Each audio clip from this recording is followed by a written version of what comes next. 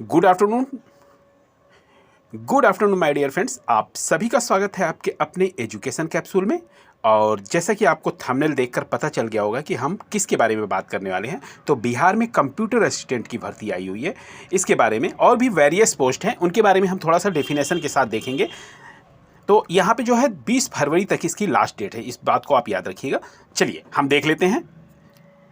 तो आ गए हैं हम इसके एडवर्टाइजमेंट में, यानी विज्ञापन पे हम आ गए हैं। जो नोटिफिकेशन निकला है इस पे आ गए हैं। ठीक है, यहाँ पे देखिए है national rural researches mission society, यानी NRRMS की तरफ से ये वैकेंसी निकली हुई है। ठीक है, और यहाँ पे हम पोस्ट के बारे में देख लेते हैं कि क्या क्या आपके पोस्ट होने वाले हैं। तो यहाँ पे देखिए, 1 सेकेंड, यहाँ पे है डिस्ट्रिक्ट प्रोजेक्ट ऑफिसर। ठीक है, यहाँ पे उम्र सीमा इनकी दी हुई है 23 से लेके 43 तक, यानी मिनिमम आपका 23 साल होना चाहिए और अधिकतम जो है आपका 43 साल होगी। यहाँ पे आपके पोस्ट जो देखने को मिलेंगे वो मिलेंगे 33। यहाँ पे आपका जो जो आपकी क्वालिफिकेशन यानी योग्यता होनी चाहिए वो है पोस्ट ग्रेजुएशन डिग्री होनी चाहिए। साथ में ये कह रहे हैं कि ग्रेजुएट डिग्री विथ 3 ईयर्स वाली होनी चाहिए। फिर आपको out of which 1 year should be relevant domain like social mobilizations and capacity building and financial। इसमें 1 साल का आपका अनुभव मांग रहे हैं। और यहाँ पे जो वेतनमान दिया हुआ है ये दिया हुआ है 33,560।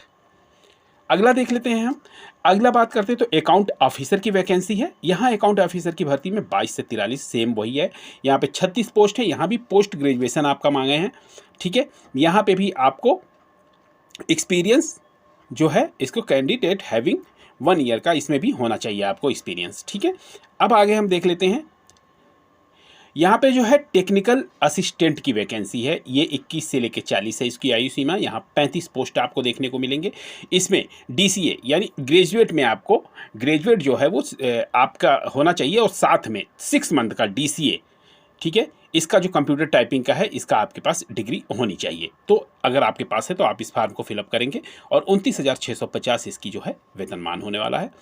अगली वैकेंसी है ब्लॉक डाटा मैनेजर की। यहाँ पे आपको 286 पोस्ट देखने को मिलेगी और 21 से लेकर 40 साल एज रहेगी आपकी। ग्रेजुएट डिग्री आपके पास होनी चाहिए। साथ में आपका पास 1 ईयर का MIS और BCA का एक होना चाहिए और एक्सपीरियंस होना चाहिए आपके पास। यहाँ पे आपको जो तनख्वाह दी जाएगी 27,730। ठीक है, अगली वैकेंसी की बात करते हैं तो कम्युनिकेशन, अगला पोस्ट की बात करते हैं कम्युनिकेशन ऑफिसर। ये भी 21 से 40 है। यहाँ 378 पोस्ट। ठीक है, यहाँ पे जो है ये ग्रेजुएट डिग्री होनी चाहिए आपके पास। फिर कह रहे हैं कि 1 ईयर शुड बी रिलेवेंट।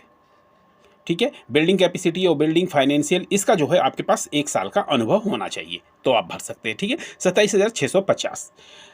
अगली वैकेंसी की बात करें तो ब्लॉक फील्ड कोऑर्डिनेटर की वैकेंसी है। 18 से 38 है, 361 इसके पोस्ट हैं। यहाँ पे आपको जो है ग्रेजुएट हो। ठीक है, इसमें केवल ग्रेजुएट और कंप्यूटर का नॉलेज होगा तो आप इस पोस्ट को भर सकते हैं, यानी 23,630 रुपये आपकी सैलरी होने वाली है।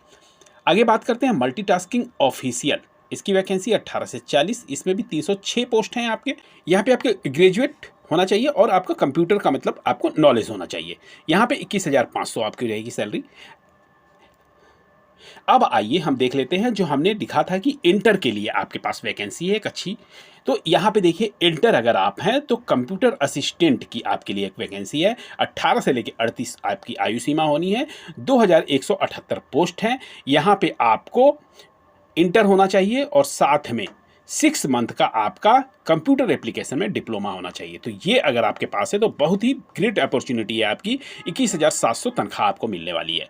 ठीक है, यहाँ पे जो है फिर कोऑर्डिनेटर की वैकेंसी है जिसमें 18 से 40 आपकी आयु सीमा रहनी है।